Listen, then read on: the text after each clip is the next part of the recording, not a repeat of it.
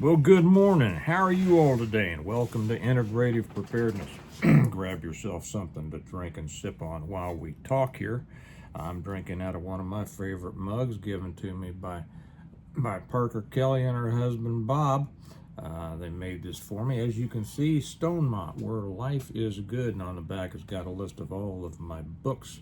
So grab something to sip on because I've got some great things to share with you this morning, some things that are going to add to your life. I'm sure that you've already watched a couple. Well, maybe not. There's a lot of you that have come away from those fear channels, haven't they?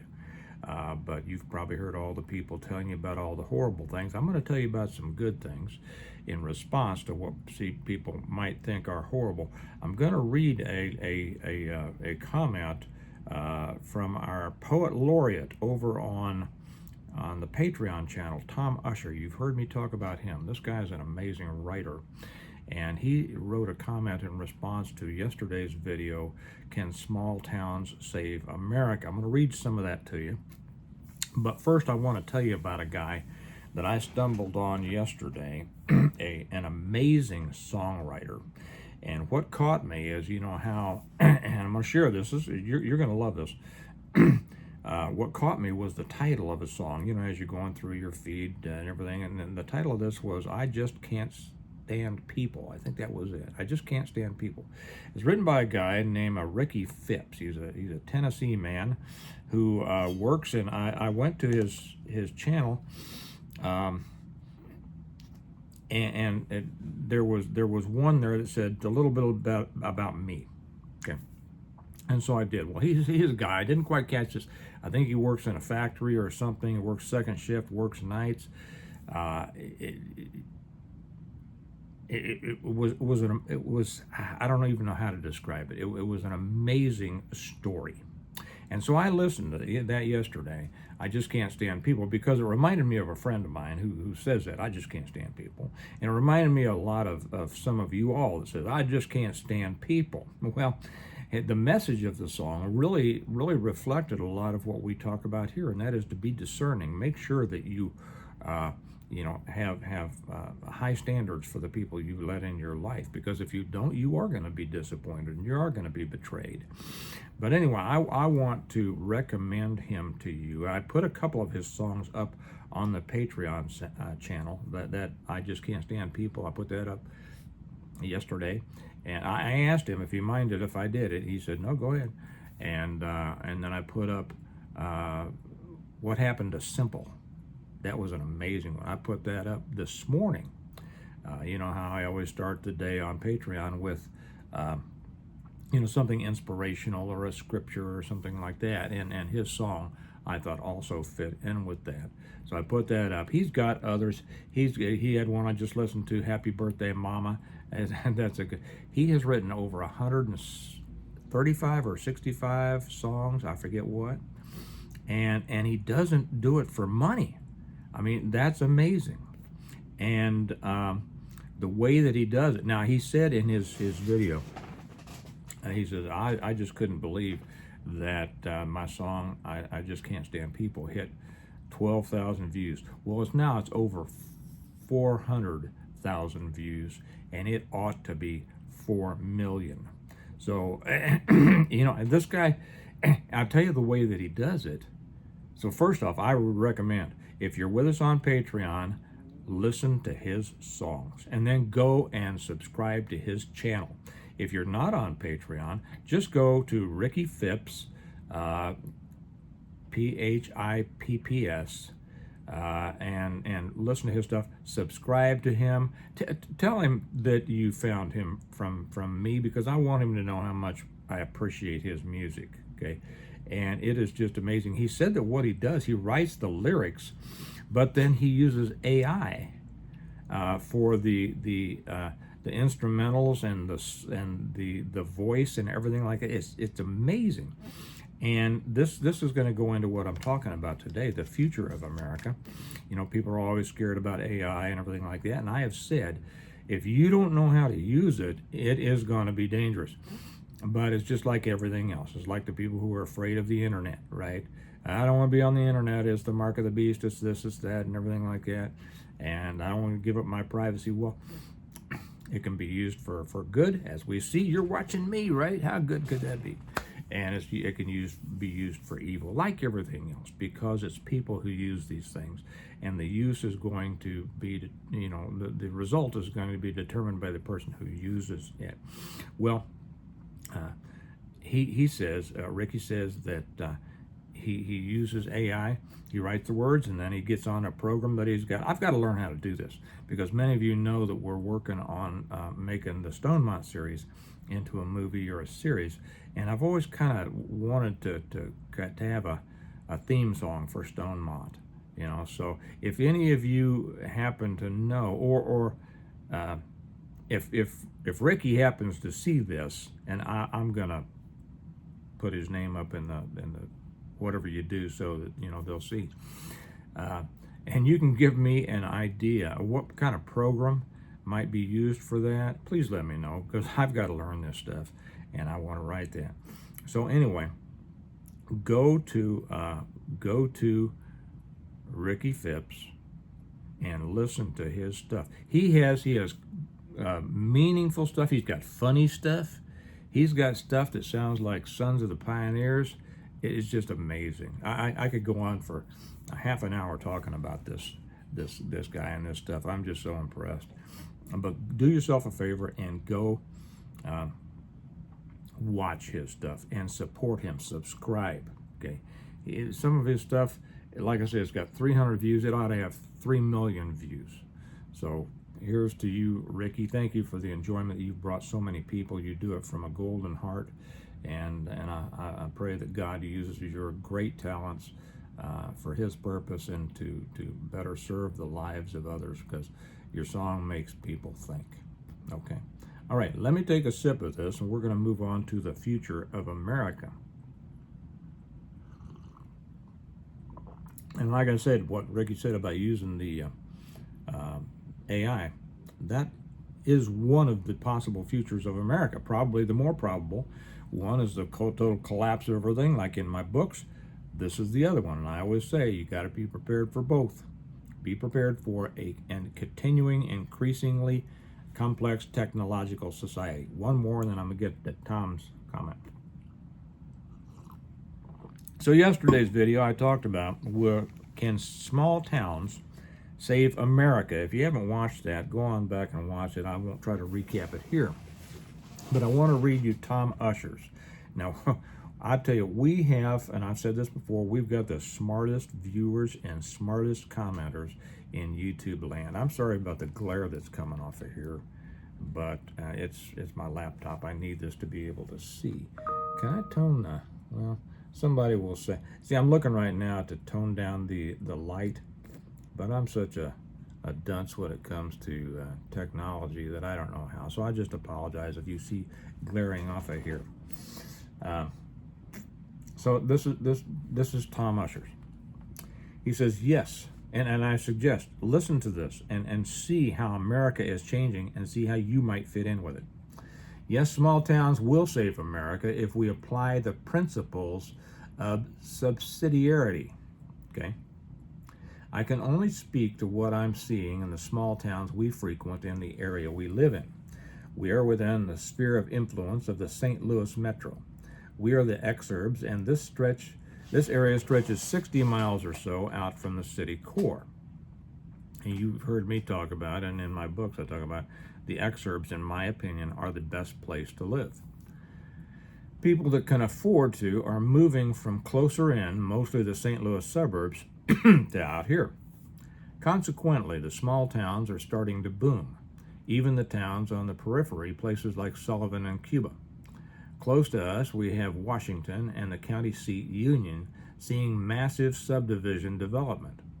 This is driving the growth of not only small businesses, but manufacturing and other employment opportunities.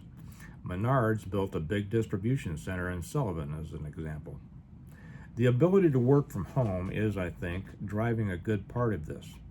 People that were on the fence a few years back are making the move. Because of towns like Pacific, the one we live closest to, are seeing new restaurants and entertainment venues. The newer residents are demanding services that weren't even considered 10 years ago.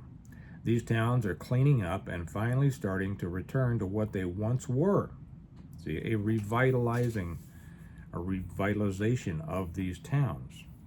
You know, some people will harp on, all these city people come out here and they ruin everything. Well, there's dying towns all over the United States, and sometimes it takes an influx of outside energy and capital to get these towns back, and that's important.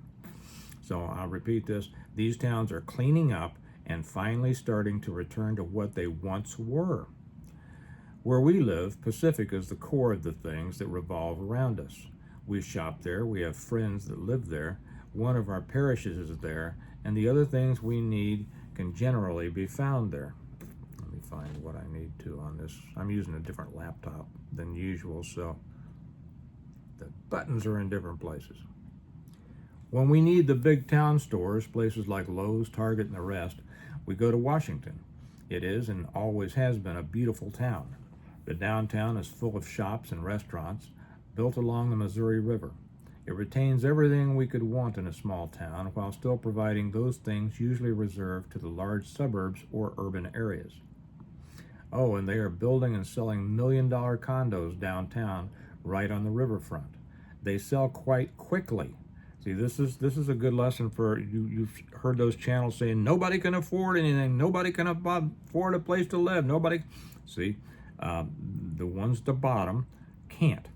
But like Tom says, and we see the same thing around here, they are selling million-dollar condos downtown right on the riverfront, and they are selling quite quickly, which is an indication of the kind of money flowing in. Right. Take another sip. Joke there. For the person who is easily, who can't stand me slurping and gulping.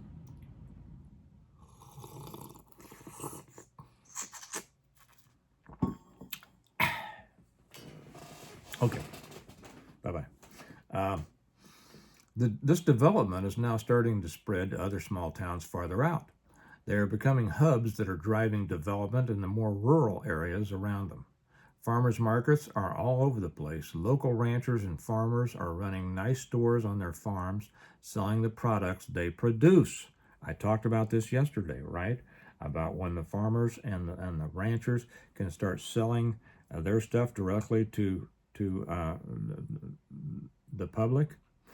It's funny because he's saying that this is happening what yesterday I was saying should happen. So good for me, right? There is a renaissance taking place in our part of rural America as St. Louis slowly withers away, right? The cities will die as other areas build by people, doing so the right way. This will transfer the political power from the city core out to the people who work, from the parasites to the producers. We live a good life out there, and the advantages are being recognized by others. The biggest issue we face is controlling the development. Fortunately, because this is, after all, the Ozarks, the land puts a sort of natural stop on high-density housing once we get out of the towns. The lack of public utilities also restricts growth in these areas. So yes, small towns can save America. The thing is, they need large families staying put to do it right. Large families staying put. Okay, building, continuing the family farm, continuing the family business, or starting their own and adding to that area economy. And they need local control managed by those families to guide them along right. That's where subsidiarity comes in. Those of us that live out here must be involved in local politics right. You've heard me say this how many times? And all those people that say, oh, politics doesn't work. I don't vote because it's two birds of the same, or two wings of the same bird, and they're all on the same team. You guys, these people who say those kinds of things, they are the problem. Okay, they are the ones who will not get involved. They are the ones who stand on the sidelines and criticize those who are on the field. Refer back to Roosevelt's Man in the Arena for those losers. Those of us that live out here must be involved in local politics to make sure that decisions that impact us are made by us, right? Power and decision making needs to remain at the lowest possible level. We have to remember the lessons of the large urban models and why they failed. We cannot allow others power over us because we are too lazy to wield it ourselves, right? We absolutely love where we live and we want to keep it the way it is while supporting smart growth. The towns around us are driving the growth and they will benefit greatly from it. Small towns are back. And I thanked Tom, and then somebody, I'm going to read another part here. Mike Morton came in and said, as always, excellent analysis, Tom. Thank you. To which Tom responded, and there's more here. Thanks, Mike. I really appreciate your kind words. Usually I don't share this like this from the Patreon site on YouTube, but this, guys, this is why you need to be on Patreon. This if you're not with us on Patreon, hit the link down there. Come join us. It's $1 a month, or you can do $5 if you want. I don't care. Get over there because you are, if you're not there, you're not accessing some amazing resources from our patrons and stuff that I put on. So he says, living the agrarian life we do lends itself to a rather contemplative state of mind, right? One of the things I've been thinking about over the last few years is rural growth and what will drive it. It's obvious that many Americans feel drawn to an older way of living. Yes, small town life, safety, knowing their neighbors, and all of the rest of it. However, being modern people, they also want convenience and access to, well, everything. That's right. And you know what? There's nothing wrong with that. I hear too many people on preparedness channels ridicule those people who, like to drive newer cars or live in larger houses or like to go out to eat and things like that. What in the world? Why would you ridicule, somebody who is simply doing things differently than you? And in many cases, it's jealousy, people ridiculing those who are doing better than them. But whatever it is, you might not want to go out to eat. You might not want a newer car. You might want a very simple life, which I totally agree with. Some of my happiest times in my life has been when I've had the least amount of stuff, right? But don't ridicule people who choose to live a different way and like to go out to eat and, stuff like that. We have a lot of that. Well, we don't have it here, but we have a lot of what I call prepper prejudice. A lot of people in the prepper world that just like to denigrate those who are doing differently than they are or better than they are. He says, so, however, being modern people, they also want convenience and access to, well, everything. The only way I can see that happening is through high-speed internet access. Okay, now we're coming to kind of what Ricky Phipps was doing because of the AI that he's using. He lives down in Tennessee, and he works second shift at someplace, and he is putting out music that is going to add to the lives of so many people. He says he doesn't want to make money, but Ricky, I hope you do. I mean, I don't want it to ruin your life or anything, but I hope that this, I hope that you are blessed through this as you are blessing others through your music. Okay, so he says, Tom continues, I think the growth of the modern small town will follow the tracks laid down by the internet, just as the small towns of the past largely grew up along the train tracks. That's why the growth we're seeing around our neck of the woods is so robust. Our proximity to St. Louis means that getting high-speed internet out here is relatively easy. They just keep laying new track where the old stopped. Sure, there's always Starlink, but let's face it, hardwired is the better solution. Yeah. We are seeing, in my humble opinion, westward expansion 2.0. Now, this is important. The system will grow from the city centers, and as it grows, it will cause the modern pioneers to hear that same old siren song that pulled our forebears westward. They know that the promised land is just over the next hill. Since the people that are the risk takers and the doers, the ones with the money to pick up and go, will be leaving the cities and moving out, the rural areas will become a decentralized set of small power centers. Right. This is kind of what I was talking about yesterday. One will specialize in this and the other in that. Small businesses will start and some will become bigger. Fortunes will be made. The towns will grow and the jobs will be plentiful. In the old days, the towns served at the mercy of the agricultural world that surrounded them. All of the services a town offered only existed because of the wealth generated from the land. This time, however, I think that there will be a more balanced relationship as wealth is generated from both the land and from the businesses created in town. The farms will serve the town people, and the town people will serve the farms. They will depend on each other in a much deeper way than before. Wow, isn't that would be amazing. It will be amazing. That it's amazing that he's put it like this. The trick in all of this is the political structures that arise in this new small town America. Somehow we need to keep that power reined in. It needs to be diversified and distributed across all of those that are impacted by it. Yes, I have some ideas about that, but this is long enough already. Well, Tom, I could read your stuff all day long. So I hope you continue. Thanks again. As you know, it's nice to know that what a writer is compelled to write has some impact on someone somewhere. As a writer, that's so true. This writing compulsion is hard to shake and even harder to understand. Well, it's not all hard well, your writing is not hard to understand. Your writing, Tom, is brilliant. But I can't add much more than that. I mean, I hope that what Tom describes is the future of America. I hope that that's the future much more than what I write about in my books, right? And I think this is the way that hopefully it could go, but it takes the investment of all of us. It takes all of us thinking in this way in order to accomplish that. Things from the smallest thing to the thing like Ricky Phipps is doing that he probably considers small, and yet it's affecting hundreds and hundreds of thousands of people, and I have no doubt that we'll more. So to conclude this, I'll just remind you, because I can't add much more to what Tom said. That was just amazing. If you want, I'll tell you our sponsors, if you want to read a story with a whole lot of lessons in it about the complete collapse of the world in America, might I suggest my books, the Stonemont series, The Reversion, The Revival, The Renewal, and Appeal to Heaven, The Blessings of Freedom, Hostages to Fortune, and On Wings Like Eagles.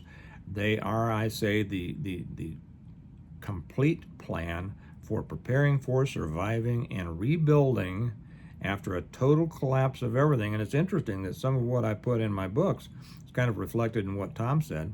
It's a story of a prepared family who, as a result of their preparedness, was not only able to continue living well after a total collapse of everything as a result of a CME, but was able to help others and start rebuilding community. You can get them a couple different ways. Get them through Amazon, that link's down below. You can get them a better way, the way that I love you to get them, and that's directly from me through our website, stonemont.us, stonemont.us. And when you do it that way, first off, you can get the whole set as a set. You can't get that through Amazon. But you get it directly from me. I sign each one for you. I write a note on each one for you. And I love it because it makes me feel a relationship with you and a relationship with my readers. And you will learn more than you can shake a bundle of sticks at in this while enjoying a great, what many people say is the best post-apocalyptic survival preparedness book series they've ever read. And I thank them for saying that so that I could say that to you. Okay, so whichever way it goes, whether it goes the way that I've written about, whether it goes the way that Tom wrote about, and I hope it's the way that Tom wrote about, although I'm prepared for my way, as many of you are or are headed that way. No matter which way it goes, we have to be ready. That is the purpose of preparedness, to prepare to be able to deal with whatever comes down the road, anything, okay? And that's what integrative preparedness is about. So, once again, I can't thank Ricky Phipps enough. I don't know him. Wish I did. Seems like a great guy. When you listen to his music, find that one to where he talks about it. I think he titled it Music Controversy or something like that. It just seems like a great guy, and support him and for what he has, for what his songs will add to your life. I guarantee you. and support him. Make him big.